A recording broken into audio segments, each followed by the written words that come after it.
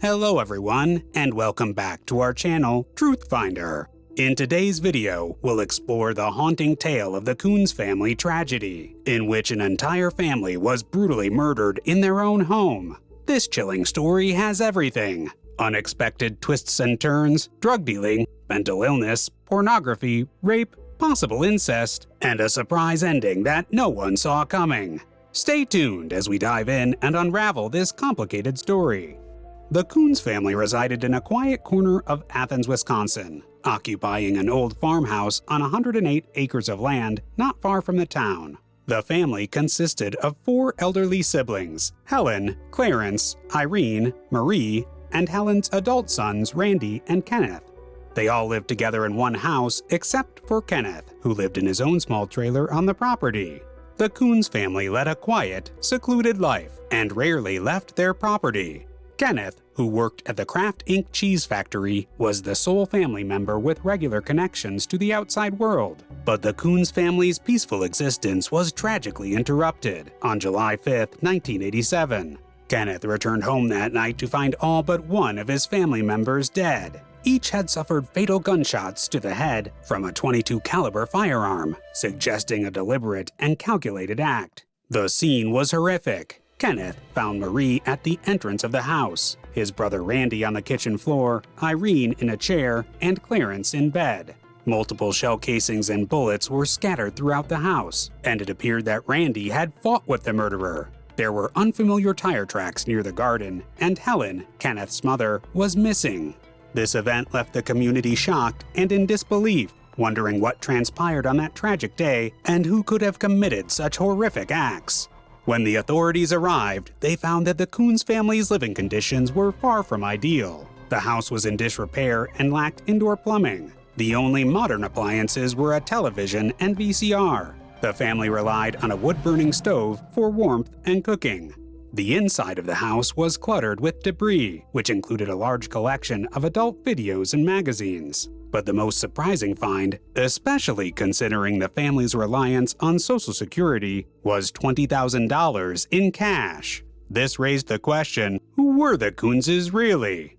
The Coons family had a tumultuous history that traced back to their parents, Anna and Ignates, in the early 1900s. Anna's brother Wendell had brutally attacked and killed their mother Mary. He was subsequently declared insane and was institutionalized. But Wendell wasn't the only family member suffering with mental health issues. Ignates' brother was institutionalized as well. It appeared that perhaps the specter of mental illness was casting its long shadow over the current family members.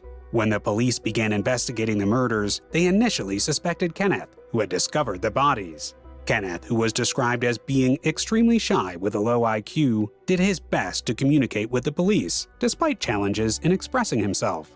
Kenneth told the police that on the previous day, July 4th, Jermaine Petcher, another aunt who didn't live with the family, visited them for a family picnic. Kenneth claimed he left the gathering at 8 p.m. and then worked in his garden until 10 p.m.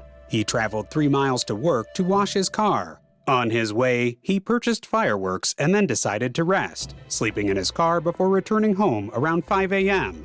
The sheriff estimated the murders occurred between 10:30 and 11 p.m., though the coroner hadn't officially confirmed the exact time of death. One intriguing clue emerged. The tire tracks that investigators found near the garden did not match any of the family's cars. With little evidence, the investigators turned their attention to Helen, the missing family member. Could she be the murderer, or was she also a victim?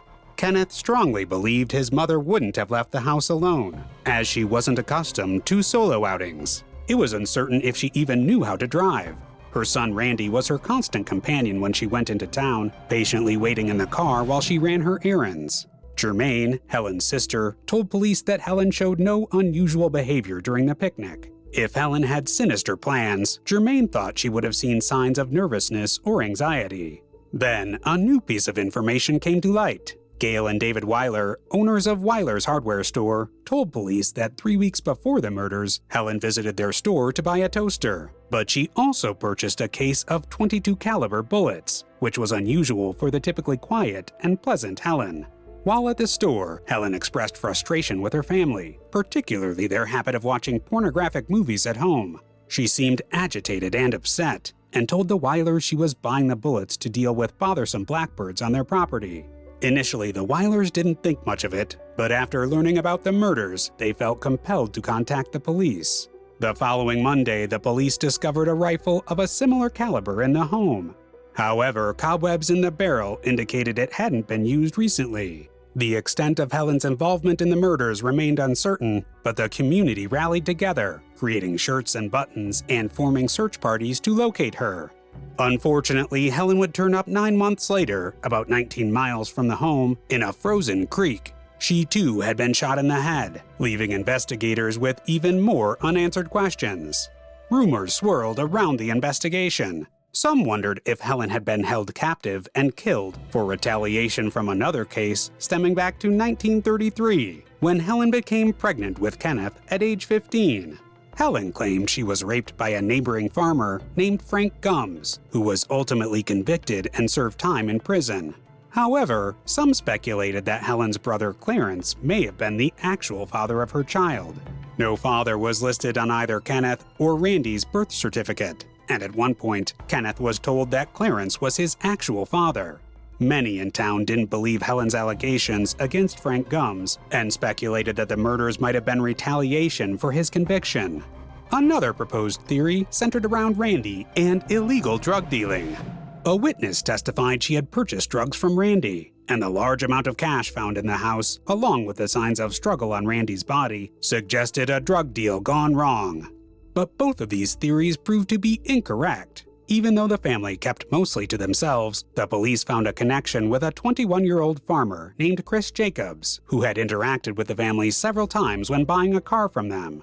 Jacobs had a reputation for causing trouble and property theft. When investigators searched his home, they found 2 .22 caliber rifles, .22 caliber ammunition, spent shell casings, and newspaper clippings about the Coons murders. The tire tracks found at the murder scene matched his car, and the shell casings matched those at the crime scene as well.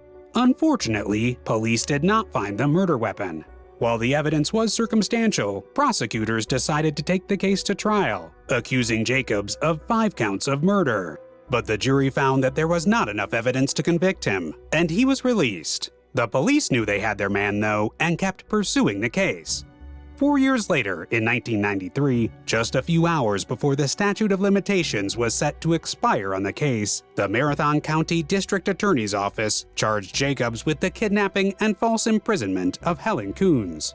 Jacobs fought the new charges, arguing they violated his constitutional protections against double jeopardy, being charged twice for the same crime. But the local courts disagreed, and the Supreme Court refused to hear his case. In 1998, Jacobs' second trial began, but this time the prosecution had a surprise key witness. Jacobs' ex-girlfriend, Stacy Weiss, came forward and testified that Jacobs had confessed to wiping out the Coons family to prove his manliness. According to Jacobs, on the night of the murders, he visited the Coons property, where Randy Coons led him into the house. The two got into an argument which quickly escalated. They fought, and Jacobs murdered Randy and the rest of the Coons family. He kidnapped Helen, drove her to the swamp where her body was found, and killed her as well. Weiss testified that Jacobs even took her to the Coons property, and then to the spot where he killed Helen, in an attempt to impress her with his murderous exploits. Jacobs also told Weiss he had confessed to Nelson, his defense attorney, that he committed the murders. Nelson wrote down what Jacobs had told him, made Jacobs sign it, and put it in an envelope.